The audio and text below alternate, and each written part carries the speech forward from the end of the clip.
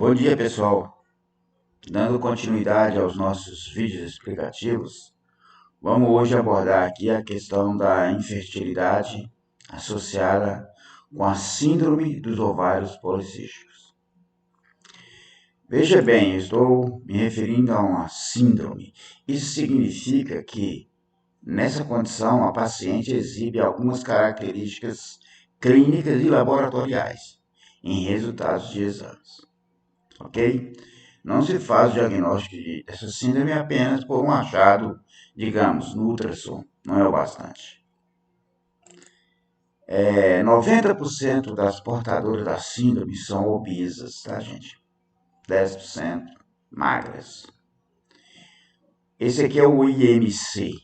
Regra, esse índice de massa corpórea se encontra acima dos 30, muito comumente. Embora uma boa parte não seja significativamente obesa. Mas a presença de sobrepeso já é um parâmetro positivo para a doença.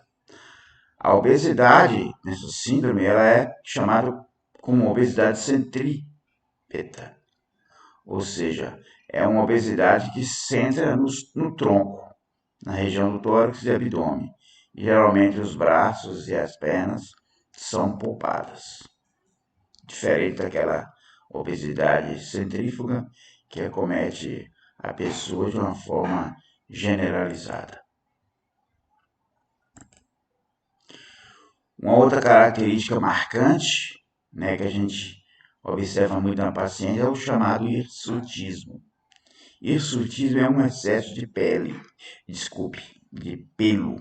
né, que aparece geralmente aqui nessa região abaixo do queixo, antes da orelha, tá? Dependendo da intensidade da doença, você pode ter mais ou menos pelos, às vezes apenas um discreto bigodinho. E o ultrassom mostra essa imagem aqui que é típica, viu? Que é a presença de um ovário geralmente globoso, um ovário que tem a parte central dela sem cisto, enquanto os cistos pequeninhos localizam na periferia, parecendo aquele rosário, né? Então esse aspecto em rosário é típico. Se você tem a infertilidade, a obesidade, a acne, hirsutismo, olha o acne aqui também que eu falei bem, é muito comum. Isso é a síndrome, tá? E esses fenômenos são relacionadas com uma disfunção de secreção de hormônios, sejam lá em cima na região central, sistema nervoso central, na glândula hipófise e nos ovários. O que se tem geralmente é uma relação entre o hormônio FSH e o LH elevada. E tem também o chamado hiperandrogenismo, que é um excesso dos hormônios androgênicos no sangue, hormônios masculinizantes, a testosterona, androstenediona. Então a gente analisa bem isso aqui, ó, essa relação entre o FSH e o LH e a produção desses hiperandrógenos, ok? Isso norteia o tratamento, inclusive.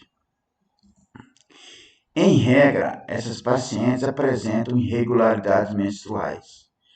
Não é uma coisa frequente de 100%, mas na ampla maioria. Essa irregularidade menstrual está relacionada muito com a forma da doença. A forma da doença. A doença, quando ela está bem avançada, a irregularidade é mais intensa. Tá? E no primeiro momento, a paciente apresenta atrasos menstruais. Menstrua a cada 35 dias, 40 dias, às vezes encurta, 25 dias. E à medida que vai agravando a doença, vai piorando esse sintoma. Ela passa, por exemplo, a menstruar mês sim, mês não. Ou às vezes menstruar 2 vezes ao mês. A infertilidade, que é o nosso grande objetivo aqui de abordagem.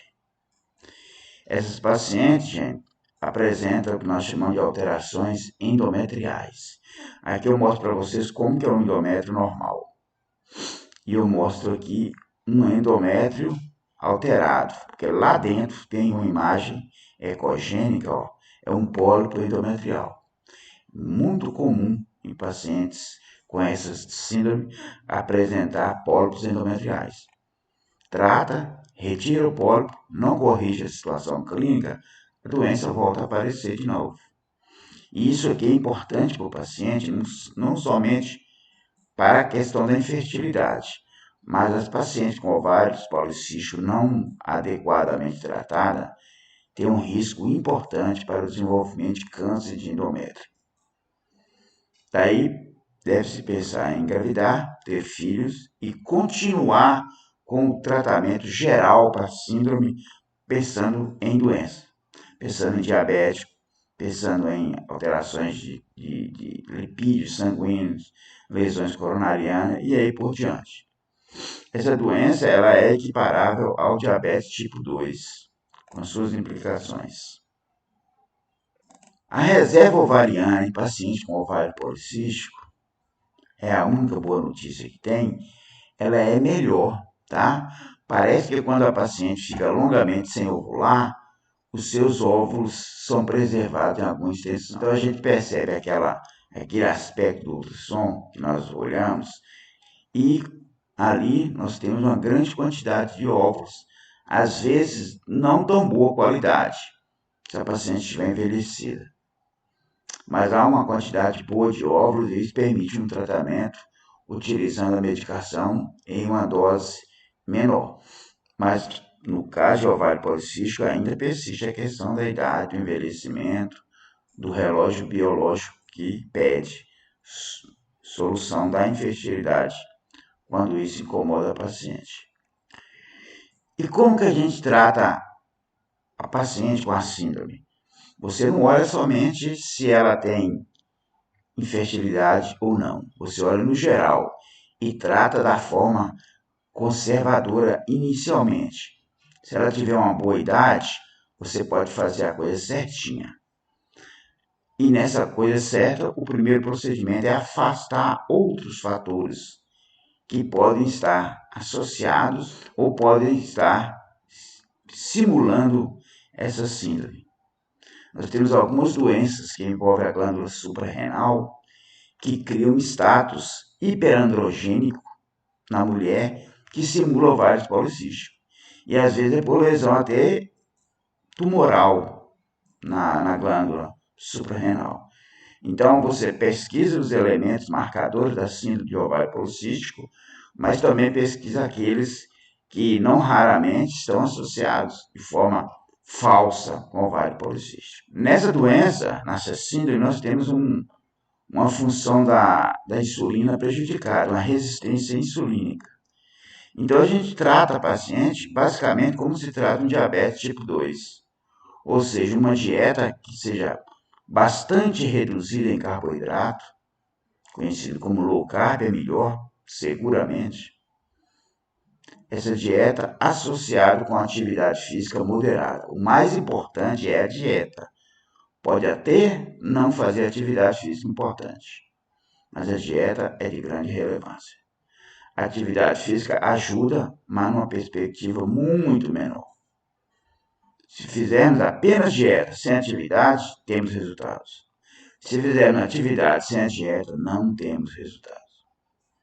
Essas pacientes frequentemente cursam com deficiência de alguns elementos, como vitamina D e zinco.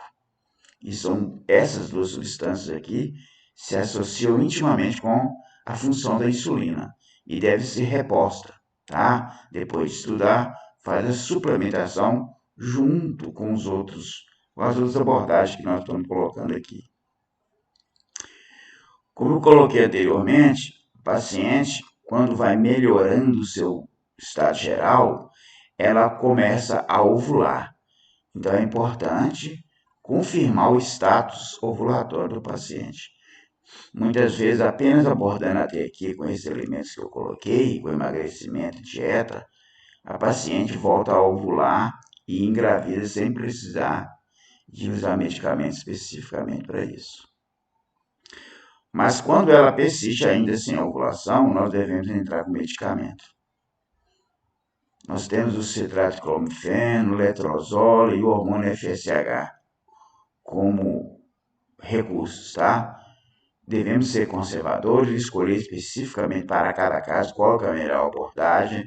Administramos a medicação na dose ajustada e fazemos então a confirmação do status ovulatório, mediante o rastreamento de ovulação, a dosagem da progesterona e outros procedimentos, dependendo da situação específica. Eu volto aqui a chamar a atenção para o risco de câncer de endométrio para esse tipo de paciente, quando não tratada, e chamo também o risco para a chamada síndrome do hiperestímulo ovariano. Isso é uma resposta excessiva a medicamento. É quando administramos uma dose excessiva para a necessidade do paciente e ela responde produzindo um número muito grande de óvulos. Isso favorece a ocorrência de gravidez de grande monta, trigêmeos, quadrigêmeos, quíntuplos, por exemplo, e pode jogar a paciente numa síndrome que é uma condição que não é muito tranquila e põe risco para o paciente, risco para a vida, inclusive.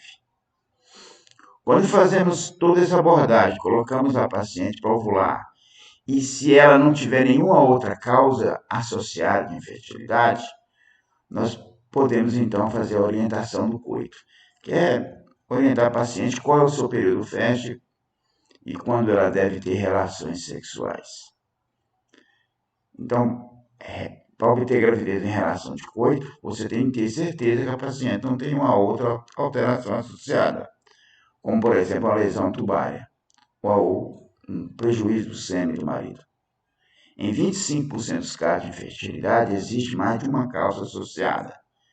É imprescindível que o profissional tenha certeza que não há outro fator associado para poder fazer o uso do coito orientado. A fertilização in vitro é o último recurso na infertilidade associada com o ovário policístico, tá, gente? Nós temos casos em que você lança a mão de tudo isso aqui e ela não obtém gravidez. Está envelhecendo.